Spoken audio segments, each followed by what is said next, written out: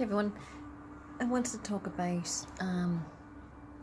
my current fascination with how we either push ourselves forward or how we hold ourselves back. So it's really fascinating and interesting as to how there are so many parts to ourselves, and there is a part that decides whether we move forward or not.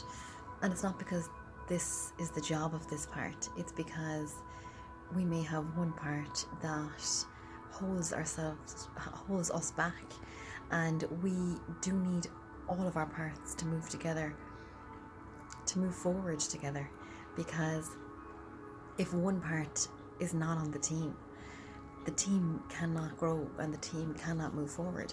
And it doesn't matter if we have a huge team and it's in the minority, there's a tiny part that is either sabotaging or that is fearful or is nervous or whatever the case may be about moving forward or succeeding or progressing or creating, then that part at some point will become active, because it can't be dormant. If it remains dormant, it means that we will never reach our full potential. We will never be as driven as we have the potential and the capacity to be. So in order for this part to heal, it needs to emerge. The fascination is in the power of this tiny part that goes unnoticed for possibly a really long time, and yet here it is in its truest tiny form that has so much say in how we progress and how we will be, and it dictates our future. In that tiny moment, that tiny ingredient is so powerful, and to address it is so simple.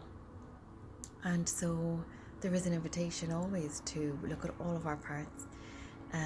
This part is very, I'm not going to say clever, very tiny and quiet, and yet forms a huge part of our doubt, a huge part of our distraction, a huge part of our fear, a huge part of any notions that we have that go against ultimate creation and ultimate success and ultimate vision.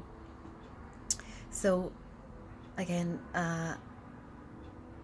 getting all of our parts to move forward together at the same time is ultimately required in order for us to live to our fullest potential, which we must believe that we can, because that is 100% what each of us have available to us.